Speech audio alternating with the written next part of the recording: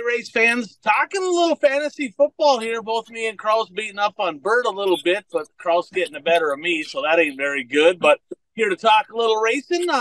Things are winding down, but episode 199 brought to you by Impact Health Sharing. So if you're a business owner, if you're self-employed, if you pay for your own health care, if you feel like you're paying too much, some people don't even have health insurance because they're not willing to pay what a lot of places are charging.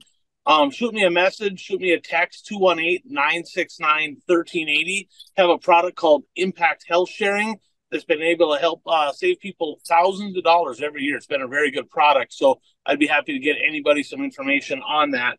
So guys, not a lot of racing. We didn't have any racing in our area this weekend. Everything rained out. Kraus, you had some hockey this week. How did that go? How did the Blizzard do? We went 1-0-1 thanks to the good old hockey. You get a point for losing in overtime. So had a very strong Mason City team come in. They're actually tied for first. We beat them Friday 6-3 and then lost in overtime 2-1. So good weekend. We took 3 out of 4 points from them and sitting 5-1-1 to start the year. So I'm happy with it. Yeah, you had a good year last year. The question I have though is, we don't care about the record, the points. Was there fights, and did your team win the fights? That's what I want to know. We actually did. I had my, so to speak, fighter two-handed a guy in the back of the legs and then decided to cross-check him in the head, and then someone else came in there and decided to fight him. It was an okay fight. I would say he probably won it just because he was bigger and landed on top. And then he got the gate. You just head right to the locker room after you do something like that. So he got suspended too so he can't play the next night. But yeah, it's they're trying to get fighting out of hockey, but us old school coaches are trying to keep it in hockey. Yeah, for sure. It's like racing in the South, right? There's fights all the time. Northern people don't really like it, but it's exciting nonetheless. So let's jump into a little hot laps, hot takes, brought to you by Brad Parsons Soil and Egg Solution.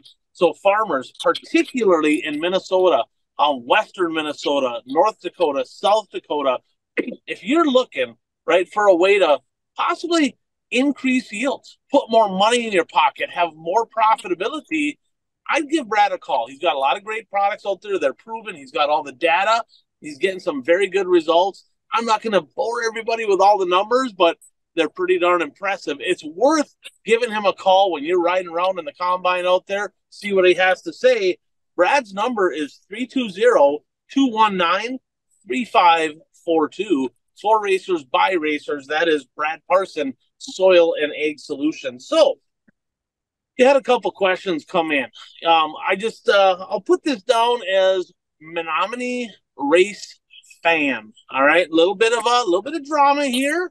Of course, they both rained out. Well, one canceled, maybe could have raced. The weather maybe could have got it in Superior, but they canceled the Can-Am Clash, as we know, so Menominee could race. Mother Nature did not cooperate. They canceled. A lot of stuff going on behind the scenes. The word on the street right now is even though Menominee canceled their show, my sources are telling me that they still have to compensate Chris Steffen for canceling the Can-Am Clash.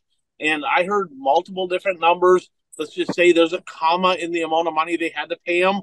Plus, they had to give 15% of their fundraiser efforts for next year. They do a raffle over there. They have to give that to FYE as well for canceling. Now, his question was this. Would you even pay Chris Steffen? Would you even pay him? Would you pay him? What could they possibly do if the Red Cedar Speedway said, screw it, we're going to breach our contract. We're not going to give him a dime. We're not paying him. A, would you pay him? And B, what could they really do about it, right? What could Steffen do about it if they decided not to pay him? Kraus, I'll ask you that question first. Well, first off, don't pay it, okay? Because what's going to end up, I don't know if there's paperwork or what it was. You're not going to sue him for that amount of money, okay? You're going to spend way more money with lawyers and whatever it is in a lawsuit, okay? You're dealing with a private entity here. You're not dealing with another WISSOTA track. I could see if it was a track to track and you worked something out. That's not the case here. You're dealing with a private guy that runs around our area and puts on shows and takes our money and runs. We never hear from him, see from him half the time. So no, I would not absolutely do it. Especially nobody raced, no harm, no foul. Let's put it behind us. Let's be done with it.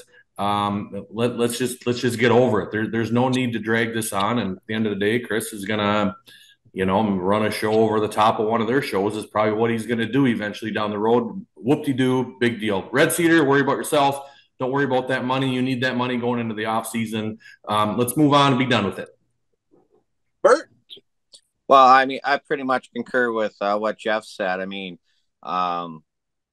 if there's a paper contract, yeah, then there's something binding. But like Jeff said, I mean, if you sue, the cost of the lawyers is going to wind up being more than what you're actually going to get back in return, most likely, unless he's also a lawyer and can do that himself also.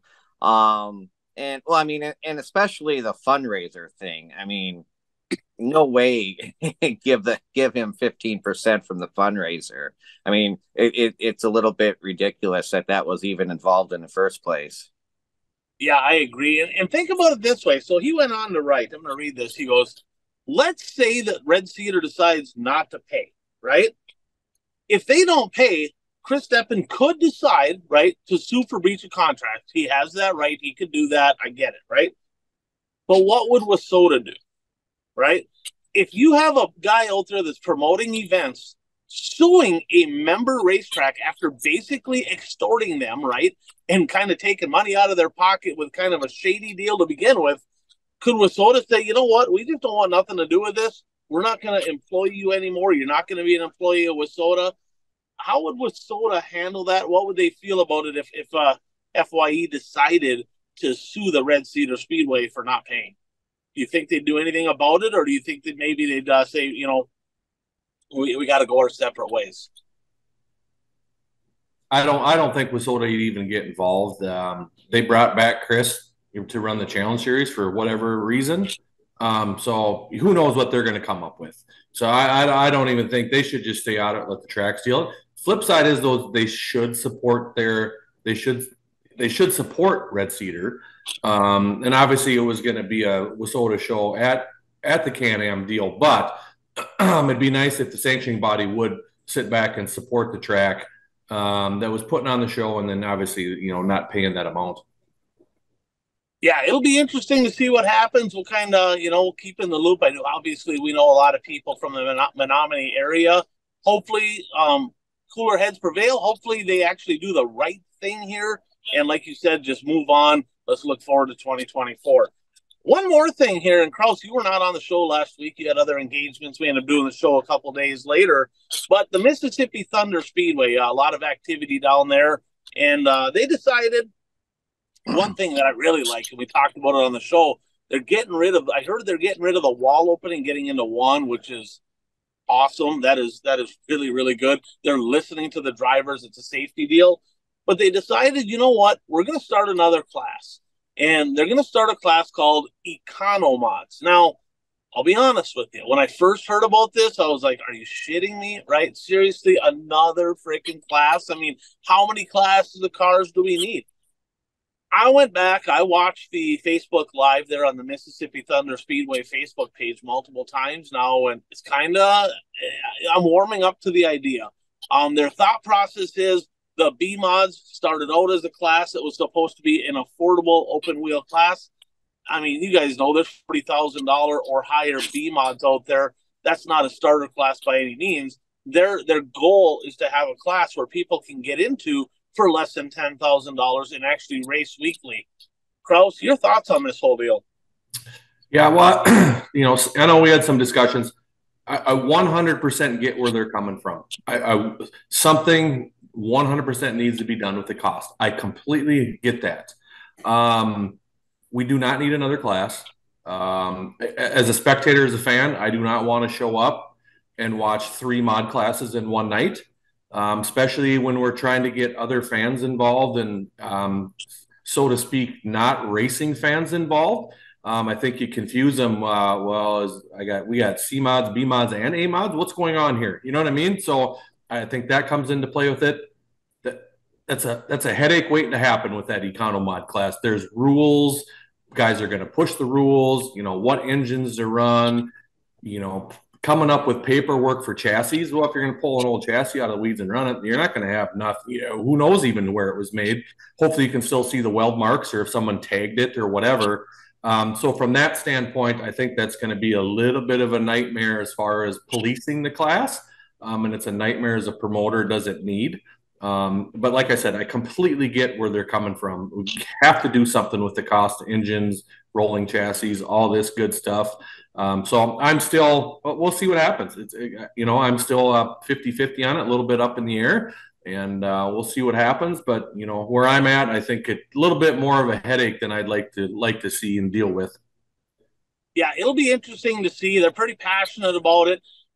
Is there a possibility, right? You mentioned that we don't need 3 mod classes. I totally agree. Totally 100% agree. We'll talk about Deer Creek in just a second. They already have 3. Okay.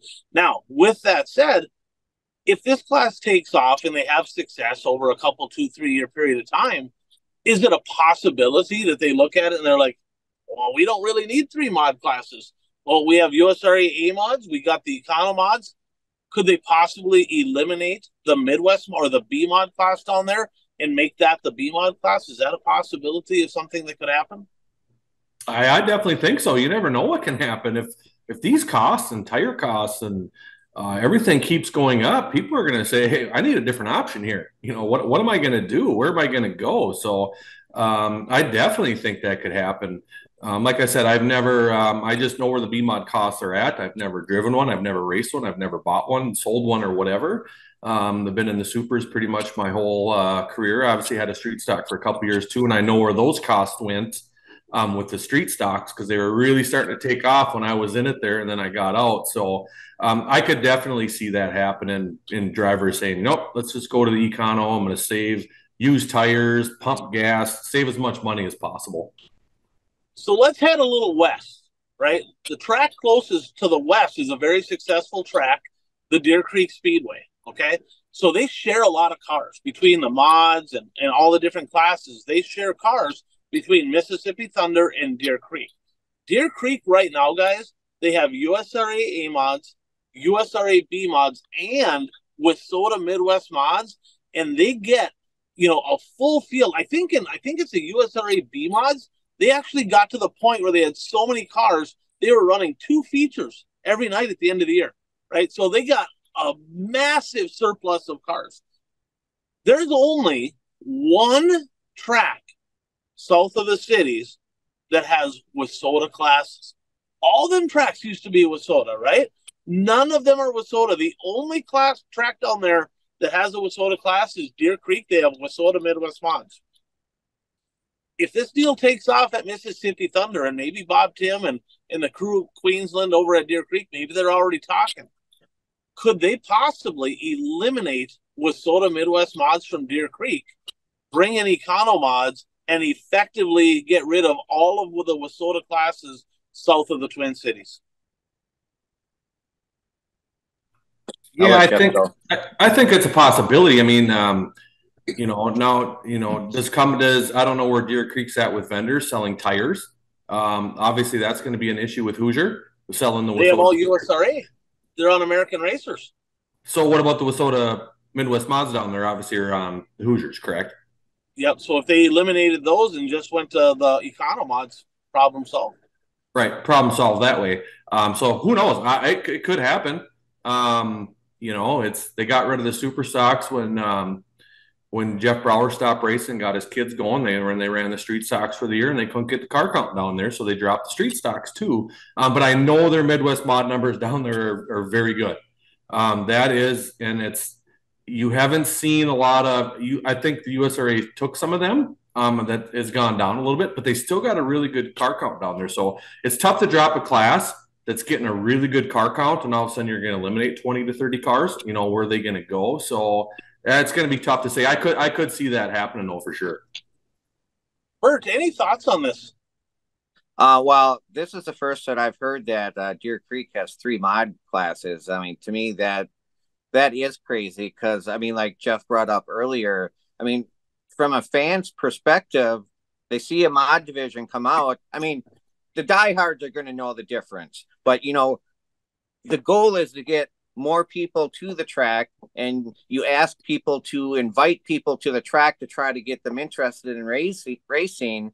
But when you have three divisions that look pretty much the same, it's more confusing to fans than anything. I mean, I can remember when Shawano Speedway had fast track late models. The regular late models would come out and race, and then the fast track late models would come out and race, and they look exactly the same.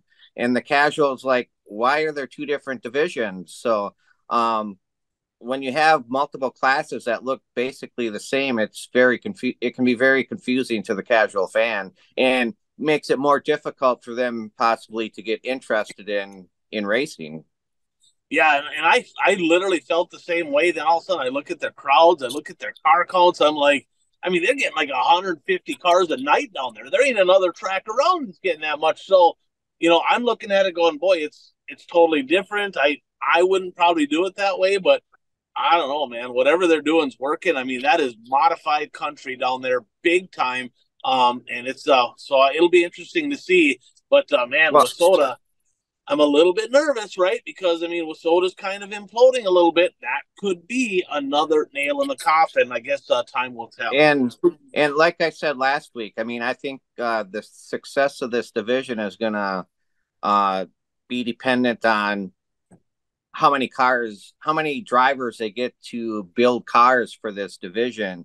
Because you can introduce, I mean, I've seen plenty of examples, and I said this last week, plenty of examples of tracks adding a entry level division, but then they only get 2, 3, 4 cars that show, drivers who built those cars, and it's gone within a year or so. So the key is to make sure that they have enough drivers who are interested in racing that division. And one thing that could be good, not just for keeping costs low for these drivers, but it also gives drivers in other modified divisions a marketplace for their used parts, because this is going to be all used tires. I mean, you hear about all the complaints about how much tires cost, but then how many Facebook posts I see from the top drivers who have, gently worn tires that they want to get rid of because they put new tires on every week.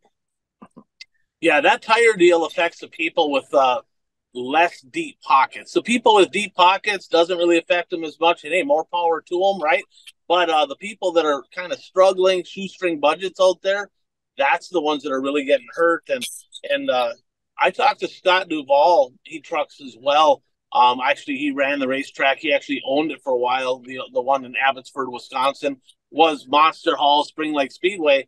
And he said he's talked to multiple drivers in that area that are going to build those econo mods. And he told me that he knows of 10 off the top of his head that have already put things in motion to get that done. So I guess I don't know. I think Bob and Tyrone are not dumb. I mean, they do their homework. They're very thorough. They're very smart. So it'll be interesting to see. So guys, let's jump on top 5 moments of the week. Now, let's keep in mind before we get into this segment, some moments are really good, some moments not so good, right? But we're going to a little shout out here first to Daytona 1 Performance Lubricant. We're talking about cost of tires, cost of racing. Well, their passion is bringing that cost down, right? That's what lubricants do. They extend the life of different products, right? They have a tire treatment program. They got a cleaner, they got treatment that is being used on some of these classes, like the Gen X late models over in Western Minnesota, where drivers are running their tires for a long period of time. They have to run, by rule, they have to run used tires. They're allowed to do anything they want. They're having great success with the tires. And that's something that maybe this econo mod class could look into that, right? Maybe that's something. If they got to run used tires, maybe let them treat their tires to get more life out of them. But if you are interested, if you're a promoter, particularly a promoter, right, or a driver, and you want more information about this, should it be legal? Should it not be legal? Whatever, right? Give Chad a call. His number, 507-828-3536, and learn about all the products they have at Daytona 1 Performance Lubricants. So, guys, number 5, kind of sad news here this week. Not kind of, definitely sad news. One of the icons in dirt late model racing throughout the country, the Southern gentleman, Freddie Smith, passed away here just a few days back. And, I had the opportunity to see him race. Had one of his shirts. I was super young when I had it. Actually got to talk to him or whatever, but I was too young to really remember much. But I have a few stats, some cool things that he did. But, anything that sticks out. When I say Freddie Smith, right? Bert, you're a big late model guy. First thing that comes to mind when I say Freddie Smith. 00 bazooka car. Absolutely. Kraus? Yeah, same thing. I had that shirt too. I had the black one with the bazooka car on it and was super, super pumped. He showed up to Viking Speedway one year. I don't know if it was for what it was for, if it was for because I know that we had the Hell Tour come through here back in the day. I don't know if it was for one of them or a WDRL. I don't remember that series. He blew up in hot laps and didn't race. That's the only part I remember. And I remember sitting in the stand. My dad was racing that night. That's one thing I remember him. Just a legend of dirt late model racing, and iconic car. That's the big thing I think everybody remembers him by. Yeah, absolutely. 785 documented wins. He actually was in the inaugural class of the National Dirt Late Model Hall of Fame, right? So it's one thing to make the Hall of Fame, but to be in the first class, that's huge. He actually has 5 Dirt Track World Championship wins. He won the inaugural Dream, the first 100,000 win Dream at Eldora. He won it in 1994 with a broken thumb. Kind of a cool story there.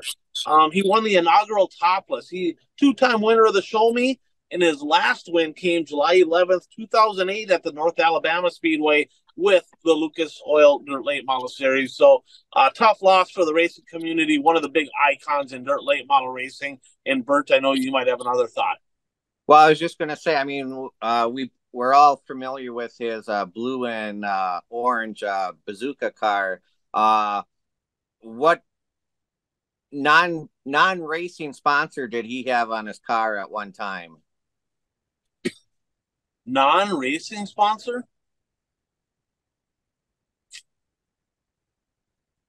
What do you got? LA Gear. Oh, that's right. That's right. Yes, I do remember that. Yeah, he was at Cedar Lake with that car, actually. I believe it was the USA Nationals. He was there with that LA Gear car. Yep. Yeah, I tell you what, that's we're getting to that age, guys, where some of our heroes are passing. So enjoy your heroes and stuff when you can, and get to the races and support them, those racers, because they're not going to be here forever. Number 4, let's go a little younger generation of dirt late model races. So World of Outlaws rained out this past weekend, but they actually ran the Fall Nationals. I think it was a Fall Classic or Fall Nationals at Why Not Speedway, Meridian, Mississippi. And they had prelims on Friday. They had the A-Main on Saturday. A little bit of fireworks there, boys, on night number 1. Old Turbo Tyler Erb had the lead, and Winger tried carving around him on the outside. Contacts made. Tire goes down, and Winger flat out I think actually it was Turbo flat out just finished him off, spun around in a circle. Winger not happy. A little bit of fireworks. Sounds like they straightened things out. Is it good or bad for racing when Tyler Erb is actually competing for a win and then crazy shit happens? I mean, is that something we miss all year long? Yeah, for sure. I'll go, Bert. Sorry. No, that's fine. It's for sure. I just, and the coming out of turn 2 was a racing deal. I watched that multiple times. To be honest, Winger probably shouldn't have roasted it in there. I think he should have maybe lifted and took his shot coming over in 3 and 4. And then Turbo got into him coming out of 4 and then just decided I'm just going to dump him. My big question is obviously no fault rule at that track, or what? Were they obviously made a call in a late model race? They did. That series, you make a call. I guess they don't have the no fault rule. They literally said that is 100% on Tyler Erb, and they put him to the back. So I'm going to give a tip of the cap to a national late model series, Hunt the Front late model series, making a judgment call in a race when a judgment call was, obviously needed. Yeah, for sure. But we need Turbo. We need Turbo up there battling for the win. He's he's energetic. He's a fan favorite, and it's fun to, and it's also fun to see different guys up there competing too. So he's been changing chassis builders about every week, so he's looking for the right one. But he's fun to watch as a guy that late model racing needs up front. Yeah, and I was just going to say, I agree with Jeff that, the incident coming out of turn 2, that was just a racing deal. But yeah, Turbo just flat out turned him coming out of 4. I mean, as soon as I saw that, the first thing that came to my mind was, the USA Nationals, when he complained vehemently about Bobby Pierce doing the exact same thing that he just did to Winger. But we've all discussed about some of the struggles that Turbo has had this year. So, maybe going from leading the race to second, it's just like, in a frustrating year, he just took out his frustration and turned them. I do want to say, though, that, I mean, we've heard a lot about in the past year or so about Winger's temper and everything. I was impressed. I mean, he pulled up alongside of Turbo, but he didn't, ram him or anything. He just pulled up alongside of him, let him know that he wasn't happy, and then pulled off the track. So maybe he's maturing just a little bit. Either that, or he just doesn't want to go back to jail, right? Because I mean, that one deal with what was it, G.R. Smith, G.R. him Smith, and yeah. Ashton's dad. I mean, the cops called and people in jail, and you got mug shots. He's like, all right, I'm feisty, I'm fiery, but I don't want to go to jail over this deal. So yeah, I think cooler heads prevailed, but it was definitely good to have Turbo, one of the great personalities in dirt late model racing. Some hate him, some love him, but the guy, he is who he is. He's got a lot of energy, and it's something the sport really needs. Number 3, World of Outlaw sprint car action. Did either of you guys watch the World of Outlaw A-Main this past weekend at Lakeside? Do either of you know who won? Yes. Donnie Schatz got it done. And a hell of a race, guys. He actually started, I know he started front row or second row, but he faded. He pulled the parachute on lap 1. He fell back 4 or 5 spots, and I'm like, oh my God. And like, where's he going, right? And all of a sudden he starts picking them off on the bottom one by one and drove off into the sunset at the end. I'm only speculating here, but I'm assuming he maybe had a little harder right rear tire than the guys, because he didn't, his right rear didn't take off until about halfway through. But I tell you what, always good to see the 15 back in victory lane. And of course, you can jump onto, just go online, right? I mean, you can look at World of Outlaws website and they have highlights of that. But congratulations, Donnie Schatz. Number 2, did you guys watch Castro Full Racing Night in America, right? So who wants to take out? What happened there? I got a couple little notes here, but what happened at that race? What was it? Tri-County Speedway? Is that what it was? In North Carolina? Was it Tri-City or Tri-County? Yeah, something like that. Yeah, I think it was Brasstown, North Carolina, or something like that. But yeah, I mean, Hudson O'Neal wound up winning the race, but RTJ and Davenport was up there, right? It seems like so long ago when I watched this. Pierce was up there too. Well, yeah, Pierce was up there too. Yeah, and it was a pretty good race, and but Hudson O'Neal went on to victory and closes the gap a little bit on Bobby Pierce. And I think somebody in this group said Pierce would not win this championship. Yeah, good Jeff. The good Jeff, not Jeff Krause. The good Jeff actually said that. Oh, okay.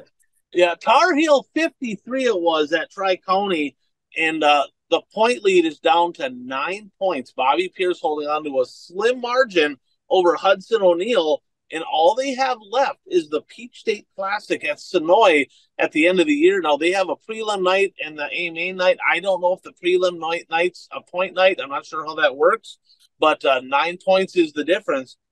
The question is, right, he just knocked off all the big guns that he's racing against this weekend, right? Totally different track, a lot on the line.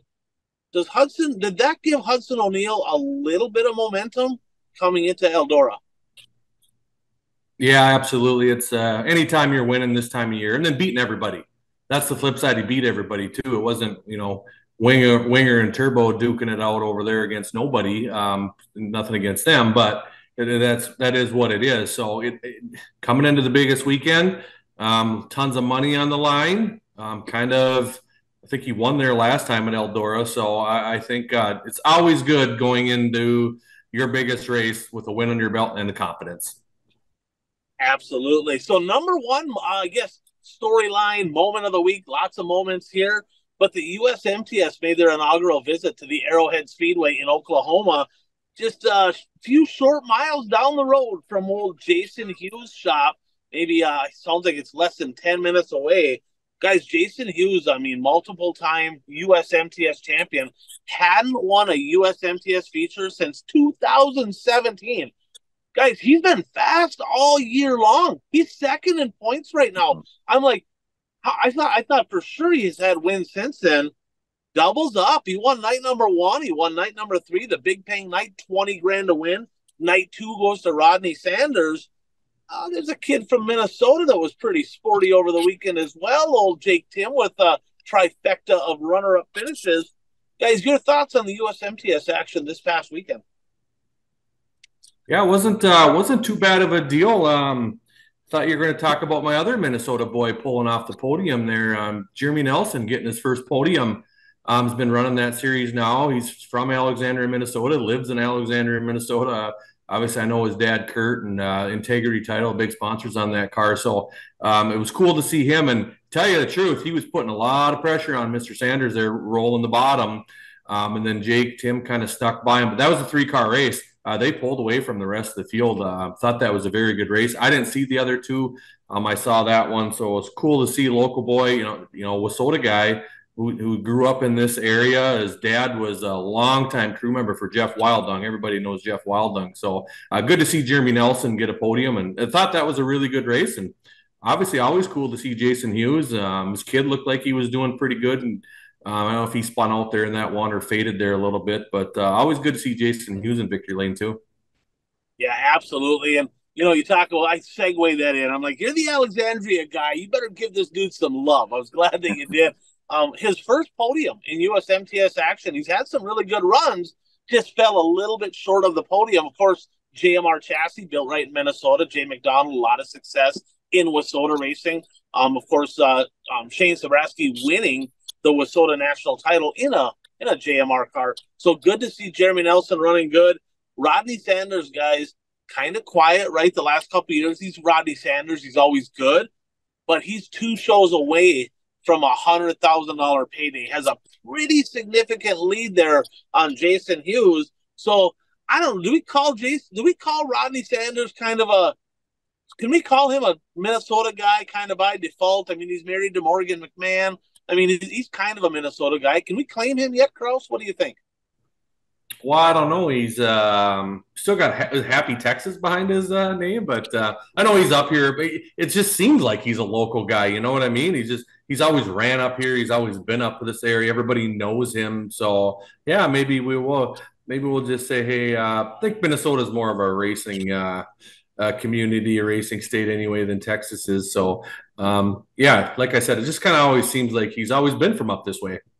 Somebody fire him over a text, right? If you're a Minnesota person, just flood his inbox on social media and say, dude, get rid of this Happy Texas. You're a Minnesota guy, right? We know who's in charge in that household. It's not him, right? We know who's the boss. So maybe we got to talk to Morgan on that one, but good luck. Seal the deal there, Rodney Sanders. So guys, big week in dirt late model racing. Bert, you got to be chomping at the bit. I mean, this is one of your favorite racetracks. The Dirt Track World Championship, of course, it's been at Portsmouth the last number of years, and I don't know how to say it without saying it, but that place does not produce good racing. I mean, it's been terrible racing there, right? They move it over to Eldora. Eldora's, I mean, probably the most legendary dirt late model track there is, so it probably belongs at Eldora. But when you think Dirt Track World Championship, what comes to mind? Well, this race was always at Pennsboro, wasn't it? It was, and then it moved to Portsmouth here the last several years. So, I mean, obviously that comes to mind first is that, it originated or, it was in Pennsboro a long time. And I've watched videos from that track and the racing actually was not very good. No, Eldora. Yeah, Pennsboro wasn't good. And it's been at multiple tracks. There's a few other tracks that it was kind of in between there. But yeah, I tell you what, I mean, I'm kind of pretty excited. This is a big weekend. $100,000 to win. And the final four, the chase for the Lucas Oil Dirt Late Model Series, the final four are locked in. RTJ, who had a, I don't know, 8,720 point lead. He's now tied for the lead with three other drivers. Hudson O'Neal coming off a big win last week. Superman Jonathan Davenport, who kind of owns Eldora. And of course, the local favorite there, second generation young gun Devin Moran. So it's going to be interesting. $200,000 to win the Lucas Oil points.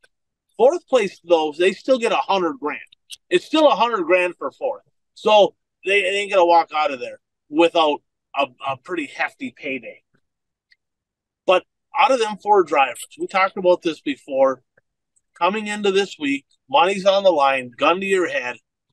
Who's winning this deal? The points. Let's do this. Who's going to win the race? Who's going to win the points? Bert, go ahead. Well, I'm going Superman for both of them. Superman knows how to get around that track. Yeah, at the World, he was leading and got passed by Hudson O'Neal. But if I'm a betting man, I'm going with Superman. You're up, Coach Kraus. What do you got? I'm going Dale McDowell's going to win the race. And Hudson O'Neal is going to win the championship. That's a pretty bold prediction right there. All right, Hudson O'Neal going to win the championship, and Dale McDowell good on those big tracks. I mean, if it shines up, if there's no cushion, he could very much be the guy to beat. If there's moisture in that place and they got a cushion, I think he's in trouble. That's just me. But I'm like Bert. I picked in our pick'ems. I picked Superman myself. Probably means he's not going to win. I typically don't pick the winner. I suck at it. So there is that, but it'll be interesting to see. How about this? Little new is coming into the Dirt Track World Champion. One of the old veteran dirt late model drivers, Hall of Famer, back in action. The old voodoo child, Scott Bloomquist. When you saw that Bloomquist going to be racing at the Dirt Track World Championship after basically a year off, what came to mind? Well, I was surprised when I first heard it. I mean, because it wasn't that long ago where he had surgery for cancer surgery. But I think anytime Bloomquist races, it's a good thing, especially at Eldora, because he's kind of dominated Eldora. I'm not saying he's going to dominate Eldora. I mean, I think he's going to be lucky to make the feature. But I think it's good to have him back. So you actually made a bold prediction. We gave you credit that you said Bloomquist ain't going to win a feature. We might have jumped the gun on this deal. I don't know. I'm just saying, maybe we got to kind of recant that point. I heard he's running a sniper. Well, I mean, a Bloomquist, I mean, whatever you want to call it. Same thing, right? Me and Kraus were talking, we should have did a Bloomquist bingo card, right? Take your top 25 things that possibly could happen, right? And I'll name a few, you guys can name a few if you think of any, but 25 things that you could be like, oh, that's freaking Bloomquist, right? Light at the scales, fails droop rule, right? Late to staging, tire falls off, fails drug test. I mean, what could possibly happen? What are some things that if we had a 25 item bingo card for like what the hell Scott Bloomquist going to do this time, what would you guys put on there? Window net would fall down during the race. Quick time and then not make the heat race. I mean, you could go on and on with him. Battery dies in staging. You know what I mean? It's just multiple things that could happen. car breaks down on the parade lap. I think we've seen that happen before. Tire I'm falls seriously, off. this is something you should actually do. You should put this on your pages, have a little competition, and maybe you could do a raffle and have somebody get to take, hey, I get his window net's going to fall down or something. I don't know. It's something we should maybe think about doing.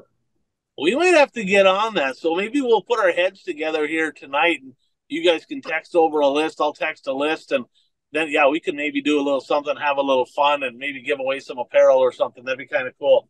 So last year, of course, Garrett Smith got his first career win with Scott Bloomquist kind of helping him along there in the pits. So he won. T-Mac second. Marlar got third. But out of your contenders last year, right? Okay, one of the drivers got fourth, one got sixth, one got eighth, and one didn't even make the feature. They're all going to make it in because I believe there's provisionals now, right? But Hudson O'Neill was your highest finisher. Now, that's Portsmouth, totally different deal. Right. But he got fourth last year. JD got sixth. RTJ got eighth.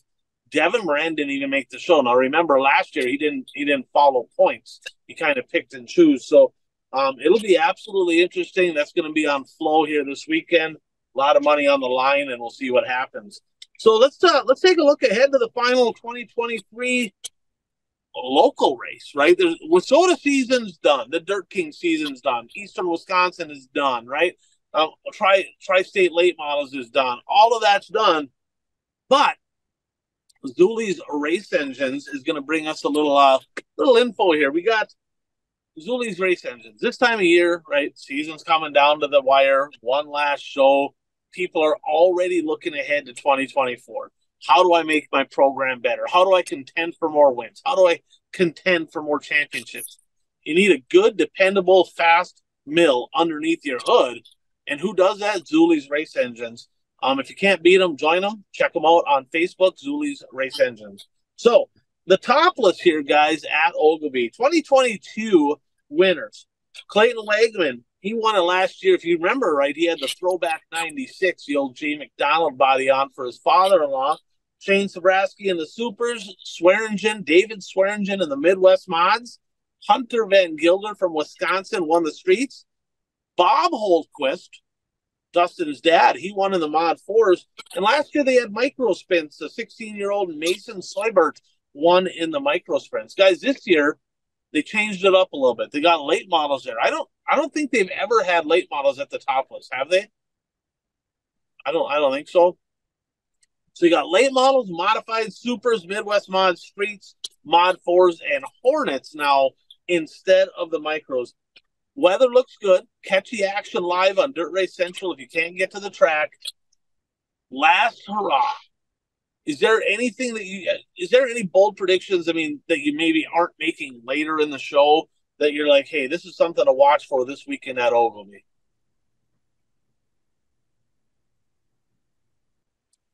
I'm not real familiar with who's all going to be there and stuff. I just hope my drivers that I picked are at least there.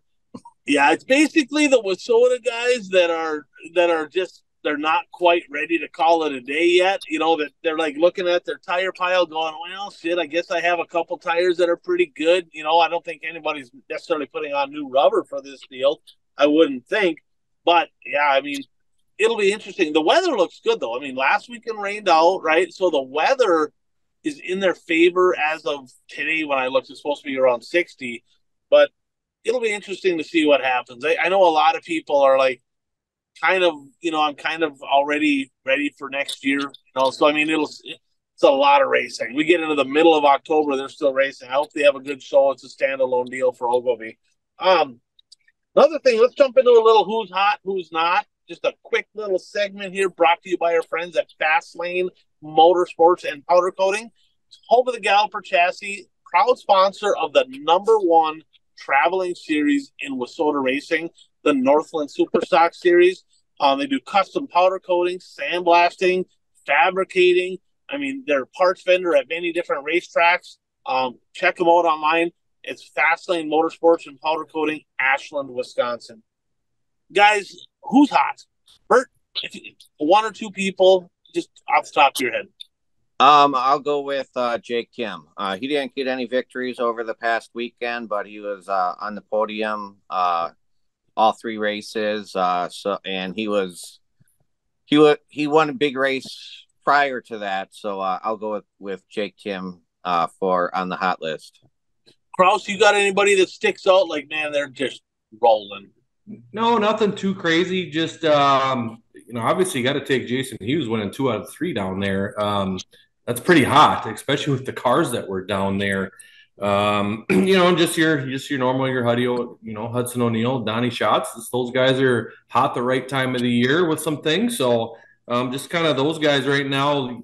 Not a whole lot, nothing locally going on. It's pretty much over with. And like you said about the topless is just kind of as a Wasota guy, it's like kind of it's like whatever, it's not a Wasota event. Don't get real thrilled for it. So those are kind of the at least the national guys that are hot right now.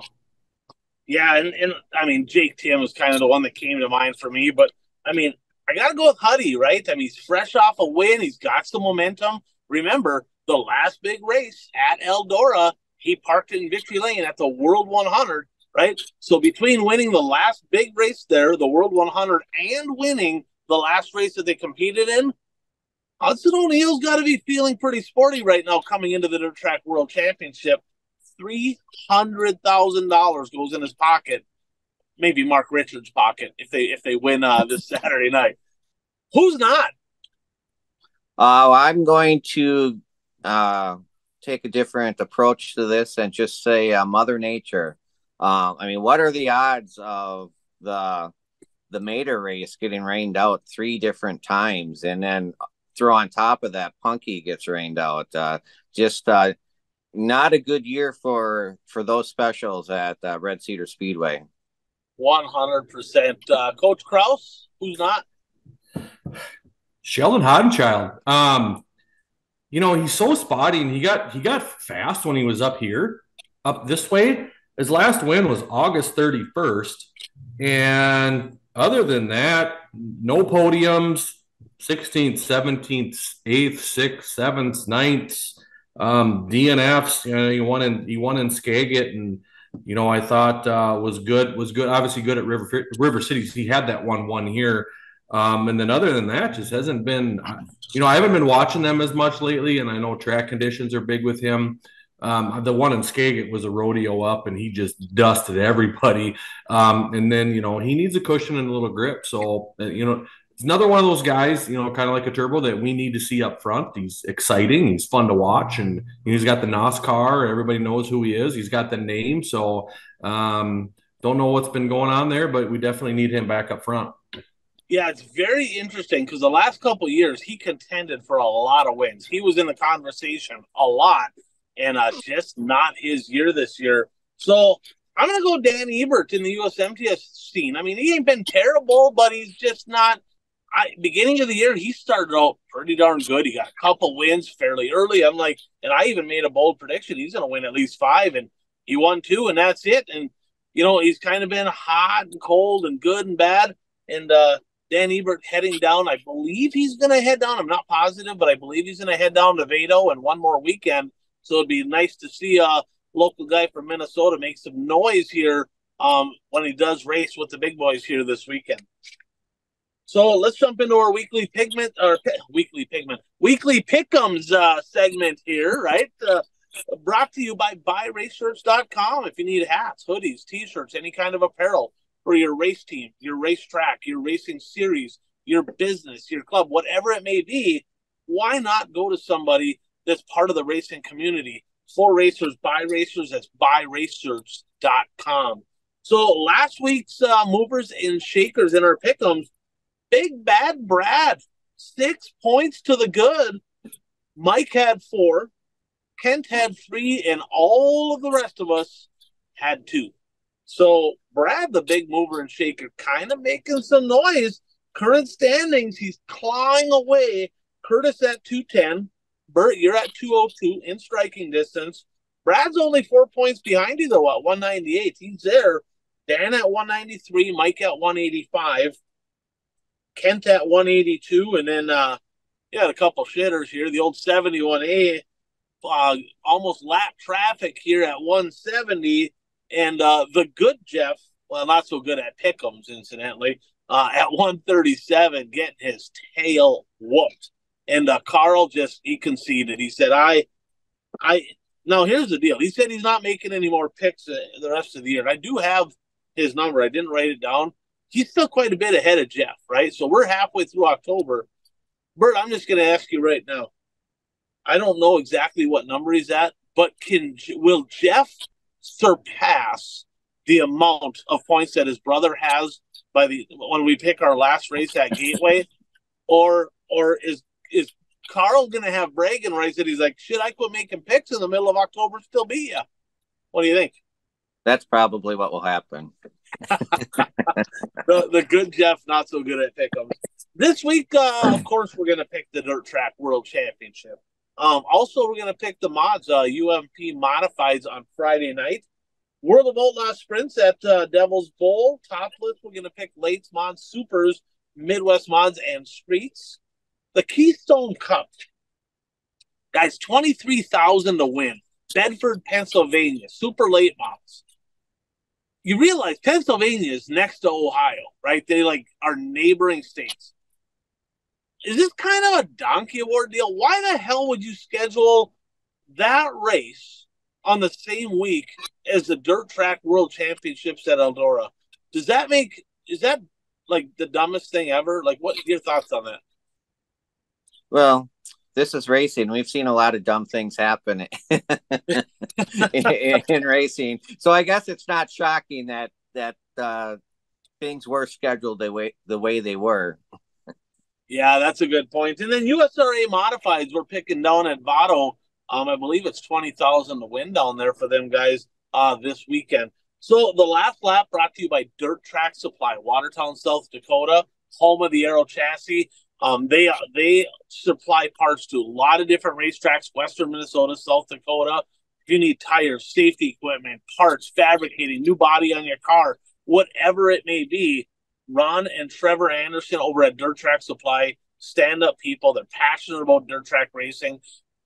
If you just want to have a conversation with them, they're always there to give you some advice, help you out the best they can. So give them guys a call, Dirt Track Supply in Watertown. So, guys, we talked about the races we're picking here this weekend.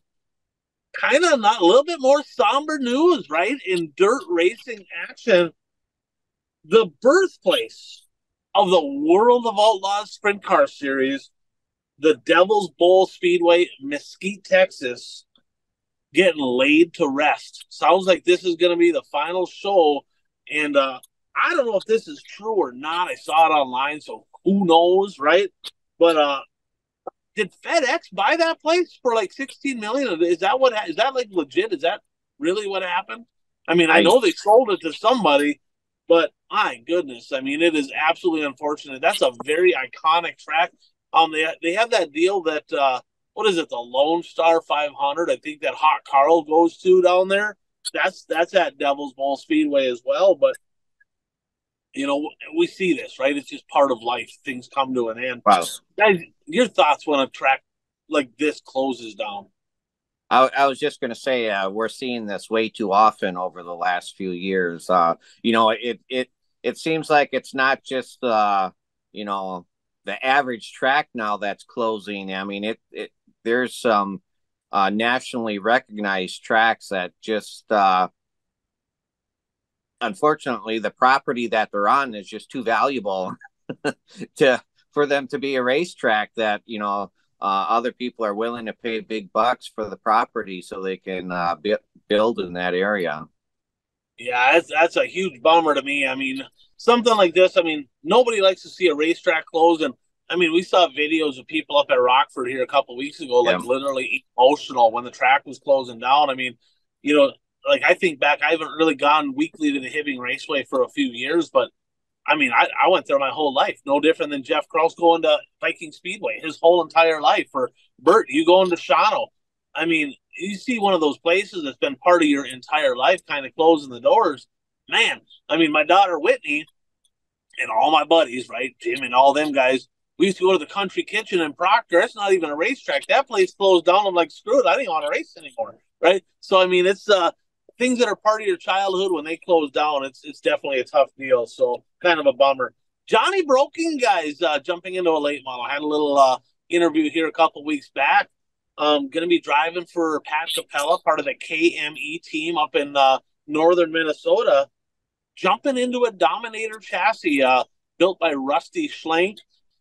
Pat Capella kind of looking to prove that, hey, we're going to put Johnny in this thing. I think he can win some races. I told him, I said, man, I got to be honest, I'm a little bit skeptical. Nothing against Schlenk in the Dominator chassis, but Harry was struggling, right? And jumped into a rocket chassis and was like lights out fast. I mean, he turned into like holy shit, he's on the podium all the time. Do you think Johnny Broken can go out there win some races with his Dominator, or do you think by invite time of next year he's in a different brand of chassis? Yeah, he'll. That's a tough one, man. There's no support around here. Obviously, are all the KME cars going to Dominators? No. They bought. I know for sure they bought a couple Rockets, and word on the street, this is just a rumor that I heard, that they have a couple Longhorns coming as well. But the Dominators there, it's in good shape, so it's putting them in that. Yeah, it's going to be a tough deal with Johnny can wheel. There's no doubt about it. He can drive. He gets up on the wheel and gets after it. And tough competition up in that area. You know, and all of a sudden, with all the guys that show up there, and now Burdick's in a late model, obviously doing well, and you still got Peterlin and all the, you know, Vessel and all those guys are always fast. So it'll be fun to see. It's always fun seeing guys like that jump up a class and moving up to the late model and seeing how that all goes. So it'd be interesting to see. But I'm gonna bet, if I'm a bet man, he'll be in a different chassis brand come invitational time. Bert, same chassis all year, or is he gonna jump from the Dominator into something different before the end of August of 2024? It depends how he does in the Dominator. If he's doing well, then he'll stay in it. If he's not doing well, then he'll get out of it. Bert laying down the bunt right there. All right, little tap in there for Bert. All right, fair enough. All right, looks like a new driver going to be jumping into race the Indy 500 in 2024. Bert, you want to take this one? Sure. Kyle Larson passed his driver's test for the Indy 500, so he's going to be allowed to try to qualify for that race. So at least for myself, it definitely adds some more attention to the Indy 500, because I'll watch it to see how he does. And he topped his weekend off by winning the NASCAR race and qualifying for the Final Four championship. Yeah, I tell you what, I mean, that 100% has my attention. I did watch the Indy 500, or at least the last 40 laps of it last year. But with him trying to qualify, I would assume that he'd probably make the show. It has my attention. Kraus? Yeah, for sure. It'd be cool. It's a dirt guy going there, going to draw different fans. And that Indy 500, I don't care what you say, it's huge. It's still an unbelievable huge race. I used to watch it all the time back in the day. Al Unser Jr. and Rick Mears and, you know, all those guys, Fittipaldi and Ray Hall and all those guys coming through was always fun to watch. And even those guys now, some young kids getting into it and doing well. And it's always during the Memorial Day, so we always got it on in the hauler because we're always got a doubleheader at Viking Speedway, so we're always watching the Indy 500 during the day and working on the car too. So now all of a sudden it was always cool, you know, maybe seeing, you know, Tony Stewart and Danica and, you know, getting some of those guys involved in it too. It's a fun race, and as a fan, it's just fun to watch. Well, yeah, I'm looking forward to it. The amazing thing about the Indy 500, I mean, we talk a lot on here about, you know, now watching race streams. When I was a kid back in the 1980s, they didn't even show the Indy 500 live. It was shown on tape delay that evening, you know, a few hours after the race was actually over.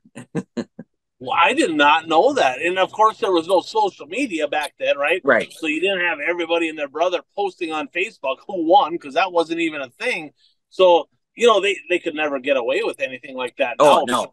Everything's instant. But boy, I tell you, there's not another race out there, period, that gets that many people at it. I mean, it's insane how many people go. That's a bucket list deal. I think that's something that we should all probably look at, trying to attend an Indy 500 at some point, just for the atmosphere that place has. Speaking of Kyle Larson, Kyle Larson made some noise here in the last, I guess, couple years. You know, of course, a regular racing at the Chili Bowl a bunch of times, and kind of had a big to-do saying, look, with all the people that come into this place, all the cars, all the fans, week-long deal, he goes, I can add, right? I can do math. I kind of know how much money's coming into this place. It is a travesty that you're only paying, I think it's $10,000 to win, and somebody's getting rich on this deal, and kind of was, but not, I don't want to say flat out boycotting, but borderline kind of saying, look, I'm not attending this deal until they fix it. Well, guess what? Squeaky wheel gets the grease. They have increased the payout. Is it 20 grand to win? No, I think they doubled it to win. So they massively increased the payout for the Chili Bowl. And guys, that's 100% because of Kyle Larson kind of forcing that to happen. So tip of the cap right there to young money. So I want to wish a happy birthday, my old right-hand man, Jim McClellan, Changa. We had him on the show, Bert. You and I talked to him for a while, shared some old racing stories. Happy birthday to him today. And quick reminder, apparel, right? We got apparel. We got the One to Go Show shirts, hoodies, hats. We got the Unwritten Rules line of clothing. We got a link on the Facebook page. We should probably get that to the top and maybe pin it. But we do have an online store if you're looking to start getting some apparel, some Christmas presents for your race fans in the family. So anything else locally or nationally that you guys have on the last lap to kind of throw in there? Are we ready to jump in? We'll go to 3 bold predictions, our last segment of the show, brought to you by Mason Aaron's Videos. Mason does a great job. Great kid, great ambassador to the sport. He does it all, right? He's a videographer. He actually goes and he'll actually announce once in a while, does some cool interviews. Just a really, really good guy. And check out his stuff on Facebook and on YouTube. That's Mason Aaron's Videos. So off the board here, guys, we have a few things that came off the board. So for Bert, looking back, episode 169, 30 weeks ago, Chris Madden is going to win the World of Outlaw Late Model Series.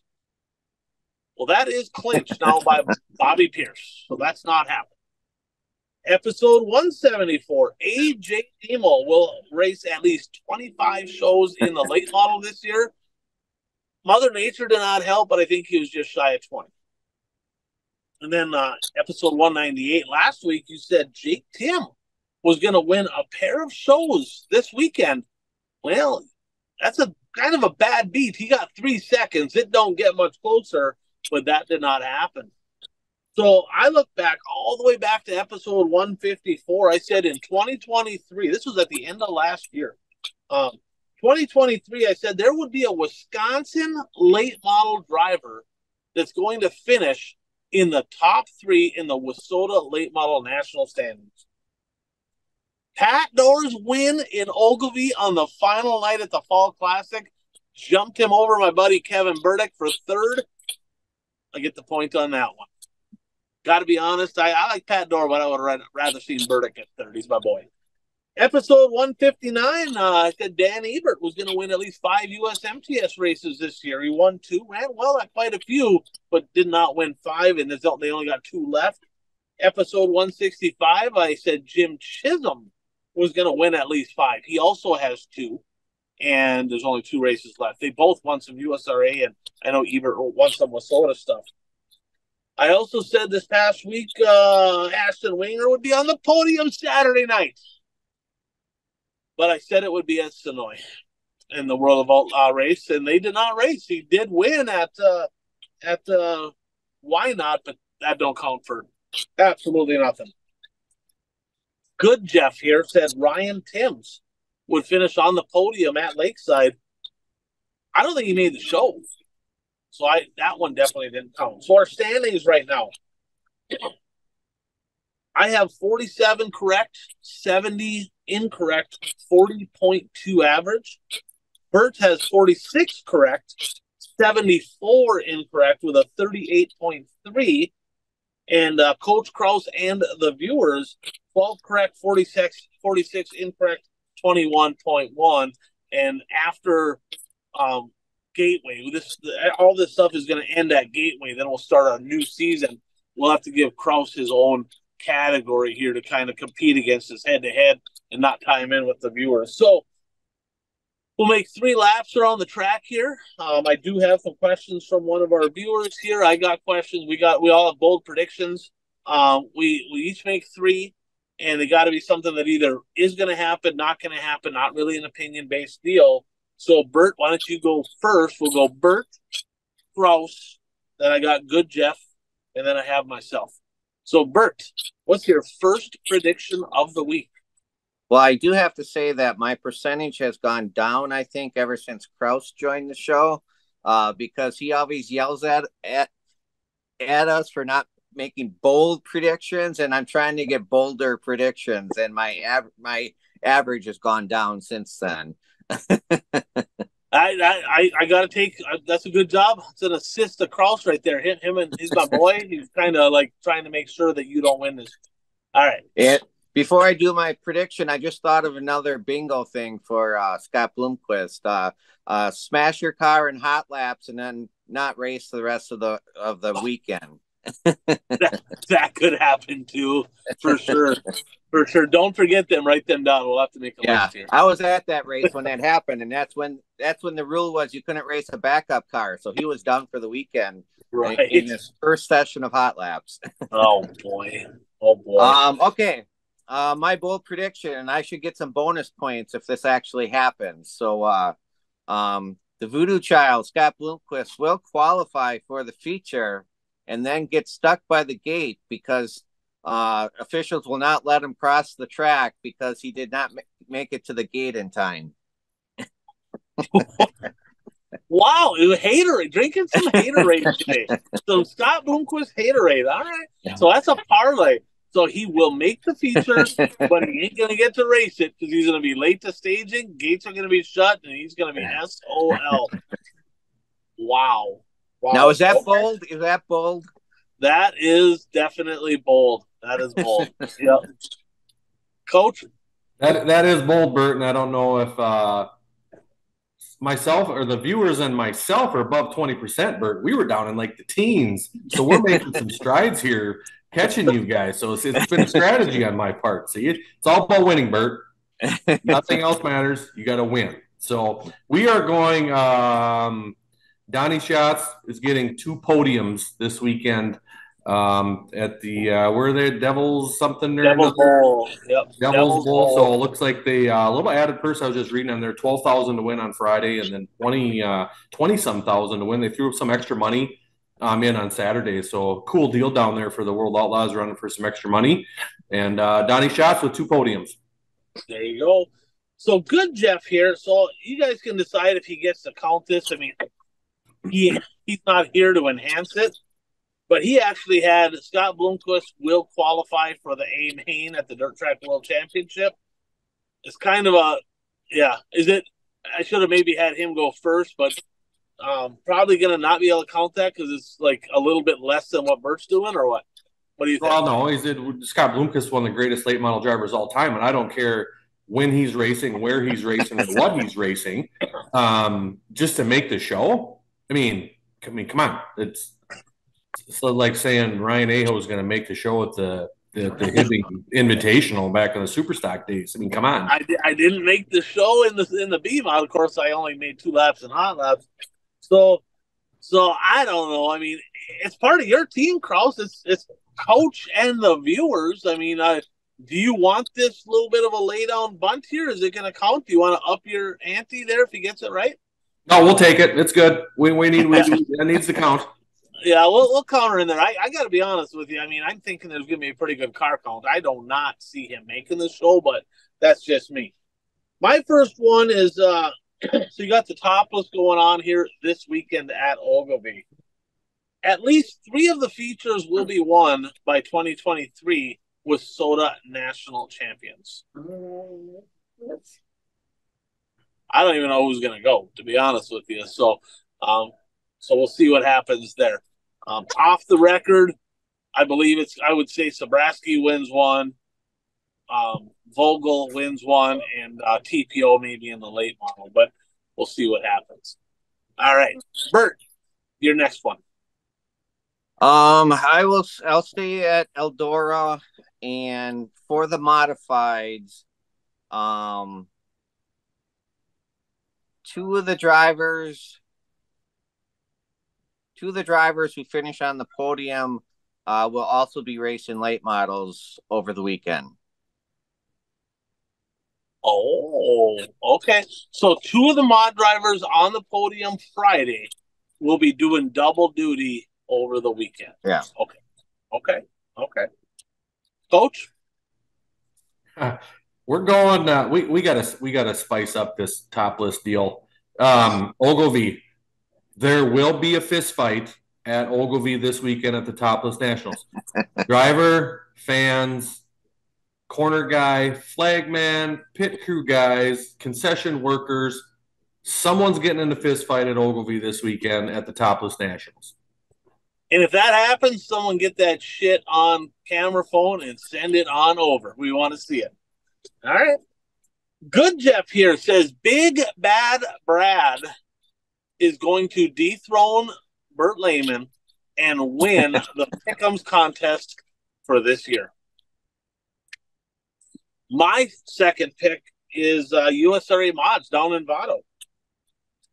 Both Rodney Sanders and Jake Tim, they are one way or the other. They're going to finish first and second in the A-Main on Saturday night in the big show, the big A-Main at Vado. Rodney Sanders, Jake Tim, one way or the other will be 1-2. All right, Bert, your third and final lap. Okay, this one's going to be a little bit simpler. For the Keystone race, I'm just going to pick the winner and go with Matt Cosner is going to win the Keystone race. That's my pick. And did you pick him in the pick'ems too, obviously? Yes. So yes. All right. So Matt Cosner going to win. No, the truth, Greg Satterley could get it done. What I haven't heard, is Mason Ziegler going to Eldora, or is he going? According to his website, he's going to Eldora with the late model, and he's going to be racing a modified also. Okay, he's actually been pretty sporty this year a little bit, so I figured I wasn't sure where he's going to go. All right, that's your third and final one, Kraus. We're going to go, it's pretty bold. I kind of gave it away earlier. Kind of a two-part deal here. Dale McDowell's going to win Eldora, plus Mr. 20RT is going to DNF in the feature. So those both have to happen. McDowell's got to win it. 20RT is going to DNF. Okay, and that might segue into Good Jeff's bold prediction here on his third and final pick. He said that Bobby Pierce is going to cost RTJ a shot at the championship this weekend. Now, kind of a judgment deal, right? We'll have to kind of decide it. But in his mind, he's going to throw a nasty slider, wreck him, flatten his tire, spin him out. Something's going to happen where RTJ is literally looking at it going, Pierce cost me this. And then he wants to segue here. RTJ retaliates and costs him the Castro Flow Racing Night in America championship in retaliation for stealing that one for him. So the Good Jeff here saying that RTJ and Pierce are not going to be buddies. They're not going to be exchanging Christmas cards. So we'll see what happens. And my third and final one is kind of segueing in with this, is neither Bobby Pierce or RTJ will finish on the podium in the A-Main at the Dirt Track World Championship. So kind of hoping for a little drama. I do have a question that came from a fan here too. If there was a good, bad, or indifferent way in your mind, each one of us, he said, what do you think could be the most dramatic way, good or bad, to end this deal at the Dirt Track World Championship and crown your 2023 Lucas Oil champion. In your mind, what's the craziest scenario that could maybe happen? Well, I mean, I think a crazy scenario would be, if two or more of the four are battling on the last lap, and 3 and 4, coming out of 4 for the win, and one of them takes the other one, not on purpose, but there's an accident and one crashes and the other one crosses the finish line. Kraus? I'm gonna say one of the top 4 has to take a provisional and then ends up winning the championship. Could happen at Eldora with the long race and the stuff that goes on there. I mean, you never know what can happen in those heat races. We've seen it before there. So I'm going to say, I think that'd be that would be wild. Just especially if it was like someone other than 20RT not winning. I think him not winning this thing's he's going to lose his mind. I'm telling you right now, he's losing his mind if he doesn't, no matter what happens. So hopefully, I want to see it. I want to see someone take a provisional and win the thing. But they all agreed to this before the season started. We keep hearing that over and over and over again. We should add a bold prediction here. So Jeff, if you're still listening, add this in, because Jim, birthday boy, said Devin Moran's going to win this deal. So he said Devin Moran's going to be the champion. So let's add that in for Jim on the viewers. Devin Moran's going to win. And go ahead. Actually, I just thought of this. We should actually have an over and under for how many times we hear all the drivers and team owners agreed to this before the season started during the telecast. Yeah, I bet they say it. We'll go over and under between the 2 days, or just on the A main day, or just during the A main. During the A main. I'm going to go over and under, let's say 7 times. I'll take the under on that. Kraus? Over or under? How many times are they going to say? That's going to be under. I think they're going to talk more about 20RT not being the champion than they are just because he had such a big point lead. You know what I mean? And resetting the points and everybody starting at 0. They're going to talk more about that than they are anything else. And my scenario is going to be this, because Jim said that Devin Moran's going to win this deal. Picture this: inside 10 to go, 5 to go, 10 to go, somewhere in there. RTJ leading the race, Devin Moran running second, dumps him, right? Keep in mind, Devin Moran was like 1,000 points back in 4th, like 1,000 points out of 1st, right? Devin Moran dumps RTJ, inherits the lead, goes on to win. RTJ gets put to the back because of the no-fault caution rule. So he's not only going to flip out, right, about not winning the points as a massive point leader, then he's going to be very vocal about like the no-fault caution rule being absolutely stupid, and it's going to be a big topic of conversation in the offseason. And what would drive him even crazier would be if one of the drivers not in the top 4 dumps him because he's going for a win, or for position, right? Because he pierced, or maybe the stars align and Turbo's actually fast again, and maybe he would do something. Kraus is like, no, that ain't gonna happen. Well, I tell you what, guys, a lot to look forward to here this weekend. Things are winding down, but there's still hotter racing over the next several months. There's really no off season anymore. So big thanks to all of our sponsors. Check them out. Support them when you can, and always fun chatting racing with you guys. We'll see you next week. Thanks for tuning in to the One to Go Show.